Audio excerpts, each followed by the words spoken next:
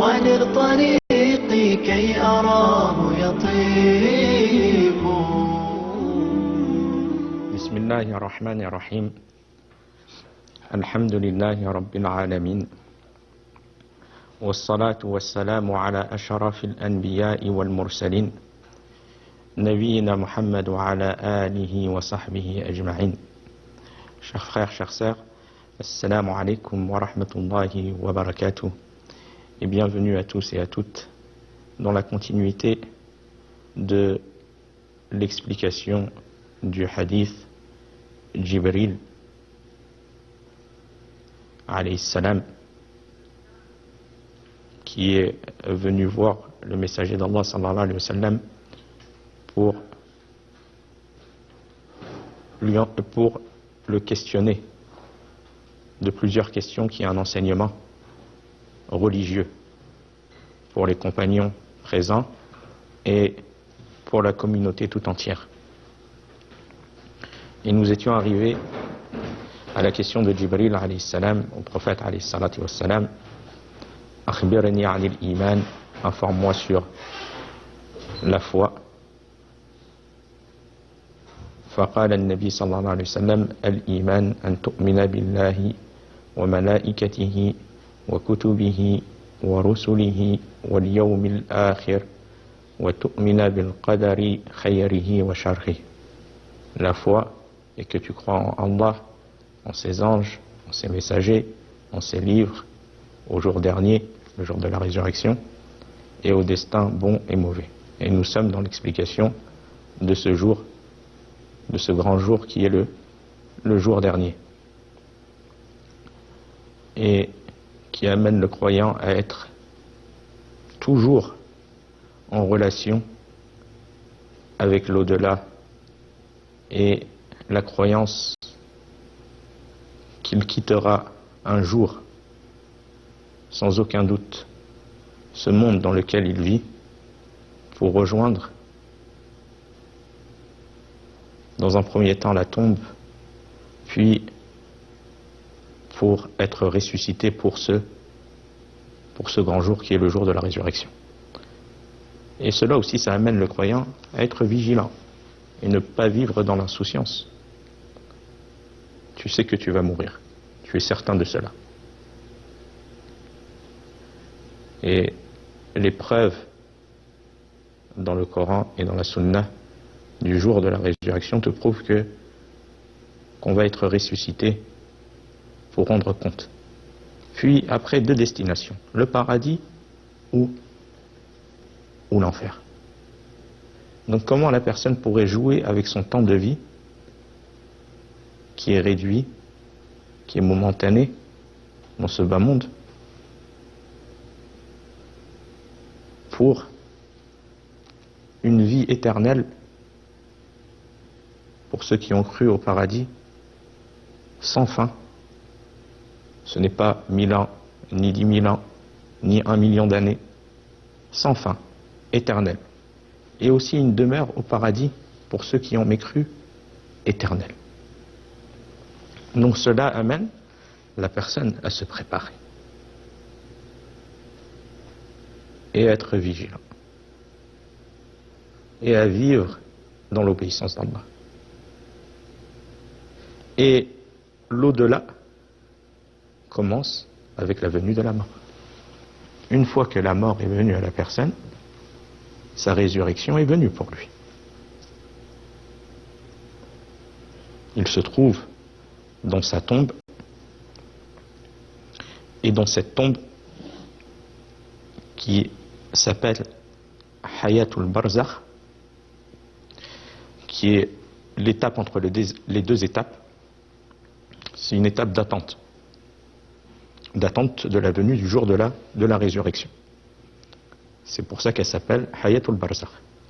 C'est une étape entre les deux étapes, entre cette vie d'ici-bas et le jour de la résurrection. Eh bien, la personne dans cette tombe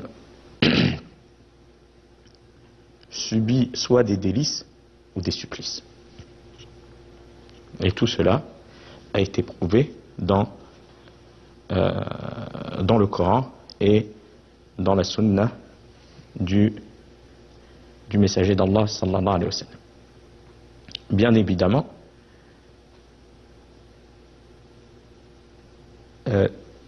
les supplices sont la répercussion des mauvaises actions qui ont été commises dans ce bas monde, et les délices sont la répercussion de la croyance ferme, du suivi du messager d'Allah sallallahu alayhi wa sallam, et des bonnes actions accomplies par le croyant dans ce bas monde. Car c'est un jour de justice. Allah, il est juste, subhanahu wa ta'ala. C'est pour ça qu'il est venu dans un hadith où le prophète alayhi salatu wassalam, faisant référence à la venue de deux anges qui viennent faire asseoir le croyant dans cette tombe et qui viennent le questionner sur trois choses: sur qui est son Seigneur, quelle est sa religion et qui est son prophète. Et les gens, bien évidemment, répondront de manière différente à ces questions posées. Répondront de manière différente à ces questions posées. Le croyant qui a été ferme et véridique et sincère, Allah l'affermira et pourra répondre à ces questions posées, à différent de celui qui a mécru et de l'hypocrite, qui a témoigné ou qui a œuvré de manière apparente et qui a caché la mécréance dans son cœur. Eh bien tout cela apparaîtra. Et Allah subhanahu wa ta'ala affermira par justice ceux qui ont cru à un questionnement qui est difficile, à un moment difficile dans la tombe. Mais celui qui a mécru ainsi que l'hypocrite n'auront pas possibilité de répondre. Le prophète alayhi salatu wassalam, il dit, référence à cela: إذا قبر الميت أو قال أحدكم أتاه ملكان أسودان أزرقان يقال لأحدهما المنكر والآخر النكير. Donc c'est leur nom, Munkar et Nakir. فيقولان ما كنت تقول في هذا الرجل فيقول ما كان يقول وهو عبد الله ورسوله أشهد أن لا إله إلا الله وأن محمدا عبده ورسوله فيقولان قد كنا نعلم أنك تقول هذا ثم يفسح له في قبره 70 ذراعا في 70 ثم ينور له فيه ثم يقال له نعم فيقول أرجع إلى أهلي فأخبرهم فيقولان نام كنومة العروس الذي لا يوقظه إلا أحب أهله إليه حتى يبعثه الله من مضجعه ذلك وإن كان منافقا قال سمعت الناس يقولون فقلت مثله لا أدري فيقولان قد كنا نعلم أنك تقول ذلك فيقال للأرض التئم علي فتلتئم علي فتختلف أضلاعه فلا يزال فيها معذبا حتى يبعثه الله من مرجعه ذلك. Ce hadith qui a été rapporté par Abu Huraira, qui prouve les supplices et les délices de la tombe, relate que le messager d'Allah sallallahu alayhi wa sallam a dit: lorsque le mort est enterré, deux anges noirs aux yeux bleus viennent à lui. L'un d'entre eux s'appelle Munkar et l'autre Nakir. Ils demanderont: que disais-tu au sujet de cet homme, c'est-à-dire le messager d'Allah sallallahu alayhi wa sallam? Le mort musulman dira ce qu'il disait et ce qu'il croyait dans ce bas monde, bien évidemment. Il est le serviteur d'Allah et son messager. Je témoigne qu'il n'y a aucune divinité digne d'adoration excepté Allah et que Mohammed est son serviteur et messager. Alors les deux anges diront: nous savions très bien que tu disais cela. Puis on lui élargira sa tombe de 70 coudées. Sa tombe sera élargie sur 70. Sa tombe sera élargie. Et on l'illuminera. Puis elle sera illuminée, cette tombe. Il y a une tombe illuminée et élargie. Ce qui prouve les délices de la tombe. Ensuite, on dira, dors. Il dira, je veux retourner chez ma famille pour les prévenir du fait qu'ils soient heureux de cette annonce et de ce qu'il se produit pour lui. Ils lui répondront, dors paisiblement comme un jeune marié qui n'est réveillé que par la plus belle des personnes, la plus aimée des personnes de sa famille. Il restera ainsi jusqu'à ce qu'Allah le ressuscite de sa couche. Ce qui prouve la véracité de la résurrection. Mais si il s'agit d'un hypocrite, il répondra, j'ai entendu les gens dire une parole, alors j'ai dit la même, je ne sais pas. Il n'a pas la possibilité de répondre. Même s'il témoignait et avançait certains actes et accomplissait certains actes qu'accomplissaient les croyants et témoignait, mais à ce moment-là, il n'aura pas la capacité de pouvoir répondre. Il répondra, j'ai entendu les gens dire une parole, alors j'ai dit de même, je ne sais pas. Les deux anges diront, nous savions très bien que tu disais cela. Il n'y a rien qui échappe à Allah subhanahu wa ta'ala. Allah c'est ce qu'il y a dans les cœurs. On dira alors à la terre, resserre-toi sur lui, elle se resserrera sur lui et ses côtes s'entrecroiseront, puis il ne cessera d'être châtié dans sa tombe jusqu'à ce qu'Allah le ressuscite de sa couche, de cette tombe.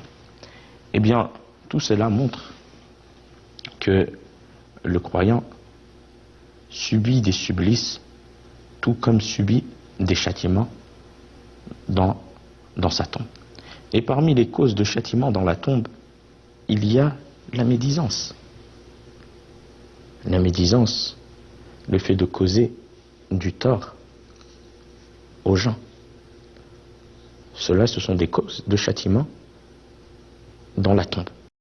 Donc la personne doit préserver sa langue du mal, et surtout du mal à autrui, de toucher et de nuire autrui par ta langue. Puis, dans cette tombe, la personne y restera jusqu'à ce que vienne, qu'Allah subhanahu wa ta'ala ordonne Israfil, l'ange chargé de souffler dans la trompe, et les âmes, pour la seconde fois, et les âmes qui auront été réunies dans cette trompe qui est énorme, iront intégrer les âmes dans les corps, iront intégrer les âmes, partiront de cette trompe pour aller intégrer les âmes dans les corps. Puis Allah subhanahu wa ta'ala dit, ils se lèveront pour être ressuscités par ordre d'Allah subhanahu wa ta'ala, comme il est venu dans le verset suivant,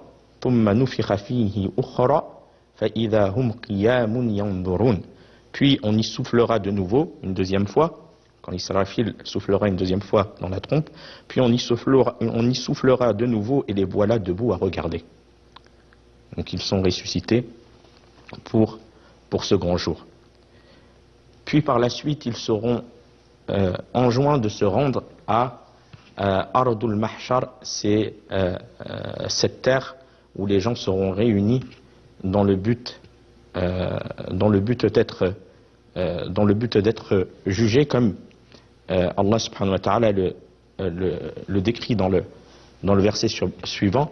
Yakhrujuna min al-ajdathi sira'a, ils sortiront des tombes rapides et personne ne sera en retard.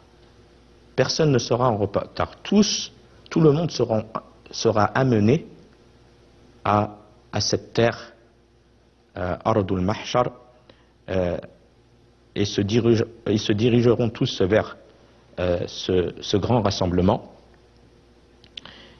et se tiendront debout, nus et incirconcis et non circoncis, comme il est venu dans le hadith du messager d'Allah sallallahu alayhi wa sallam, où le prophète sallallahu alayhi wa sallam a dit: vous serez certes tous rassemblés, pieds nus, dévêtus et non circoncis, pour une attente d'une durée équivalente à 50 000 ans. Tous réunis à cet endroit, de la première des créatures à la dernière des créatures. Tous réunis, ressuscités de leur tombe, puis rassemblés à cette terre, Ardul Mahshar, et de la première création à la dernière création, où ils attendront pour être jugés d'une durée équivalente à 50 000 ans. Bien évidemment, ce jour sera pénible et atroce pour ceux qui ont mécru, mais à différents des croyants qui ne ressentiront pas la même difficulté. Allah subhanahu wa ta'ala dit à ce sujet: wa kana yawman 'ala al-kafirina asira. Et ce sera un jour difficile pour les infidèles, pour ceux qui ont mécru. Et Allah dit à ce sujet aussi: فَإِذَا نُقِرَ فِي النَّاقُورِ فَذَلِكَ يَوْمَئِذٍ يَوْمٌ عَسِيرٌ عَلَى الْكَافِرِينَ غَيْرُ يَسِيرٌ. Lorsqu'on soufflera dans la trompe, certes, ce jour-là sera un jour pénible et difficile à supporter pour les mécréants. Donc, ça sera un jour qui sera difficile pour les mécréants, à différent des croyants qui ne sentiront pas la même difficulté. Ensuite, ils quitteront le lieu de rassemblement, Ardul Mahshar, pour aller rendre compte de ce qu'ils œuvraient dans ce bas monde, c'est-à-dire pour être jugés. Et les gens se diviseront en trois catégories. Il y a une catégorie où les gens, c'est la catégorie de personnes qui entreront au paradis sans être châtiées ni jugées. Sans être châtiées ni jugées. Qu'Allah fasse qu'on fasse partie de cette catégorie de personnes, comme il est venu dans le hadith, les 70 000 personnes qui entreront au paradis sans être jugées ni châtiées. Puis, il y a une deuxième catégorie de personnes, c'est la catégorie de personnes qui subiront un jugement aisé. Comme Allah subhanahu wa ta'ala le décrit: فَسَوْفَ يُحَاسَبُ حِسَابًا يَسِيرًا وَيَنْقَلِبُ إِلَى أَهْلِهِ مَسْرُورًا. Il sera jugé avec douceur, cette deuxième catégorie de personnes. Puis il retournera chez les siens tout joyeux. Tout joyeux. Puis nous avons aussi une catégorie de personnes dont le jugement sera minutieux et détaillé. Et le prophète alayhi salatu wassalam a dit: quiconque voit son compte examiné rigoureusement, c'est-à-dire un jugement de manière détaillée et minutieuse, sera châtié. Et nous avons, qu'Allah nous préserve de cela, ceux qui sont morts sans avoir cru, qui sont morts mécréants, ceux qui ont mécru et qui n'ont pas œuvré avec la législation du messager d'Allah sallallahu alayhi wa sallam, et qui sont morts sur autre que cela, ou qui n'ont pas cru du tout en l'existence d'Allah subhanahu wa ta'ala. Ces personnes-là auront aucune œuvre, aucune bonne action avec eux ce jour. Quelle perte et quelle mauvaise destination. La personne qui a perdu sa vie d'ici-bas, or que tout argument, toute preuve lui a été apportée. Allah subhanahu wa ta'ala, il t'a montré ses signes dans cet univers. Il t'a montré ses signes par l'envoi des messagers, afin de leur montrer comment les adorer. Il t'a envoyé ces signes par la révélation des livres. Qu'est-ce qui pousse à la personne à ne pas se soumettre? Qu'est-ce qui empêche la personne à ne pas se soumettre? Eh bien, quelle perte d'avoir vécu dans cette vie d'ici-bas sans être soumis à Allah subhanahu wa ta'ala. Et donc, de ne pas pouvoir avoir de bonnes actions à présenter ce grand jour. Donc, il bénéficiera et ils subiront un jugement accusatif. On lui fera reconnaître ses fautes afin qu'il les avoue. Donc aucune bonne action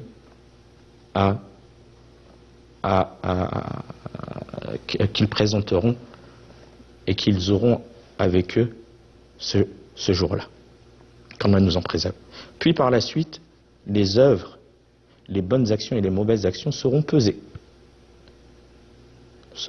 sur une balance énorme possédant 2 plateaux. Un plateau où seront posées les bonnes actions et un plateau où sera pesées les mauvaises actions, comme il a été aussi mentionné dans un hadith où Allah a dit: ô Moussa, si les 7 cieux et ceux qui s'y trouvent hormis moi, ainsi que les 7 terres étaient placés sur un plateau de la balance, et que la ilaha illallah était placé sur l'autre plateau, penchera alors celui sur lequel la ilaha illallah est posé, ce qui prouve la lourdeur de cette parole sur la balance. Donc le fait de prononcer cette parole, la ilaha illallah, nul Dieu ne mérite d'être adoré excepté Allah subhanahu wa ta'ala, de la comprendre et d'œuvrer avec celle-ci, quelle lourdeur cette parole a dans la balance du croyant. Donc, le fait que le croyant médite sur ce qu'il va se passer ce grand jour à travers le Coran, la lecture du Coran et les versets comme les versets que nous avons lus, et à travers aussi les hadiths authentiques du messager d'Allah sallallahu alayhi wa sallam. Je demande à Allah subhanahu wa ta'ala qui nous facilite tous les bonnes actions qui nous seront utiles ce jour terrible, et qui nous facilite à tous et à nos proches le paradis. Wa fil khitam hada wallahu a'lam wa sallallahu ala nabiyyina Muhammad wassalamu alaykum wa rahmatullahi wa barakatuh. لله رب العالمين تطيب أسعد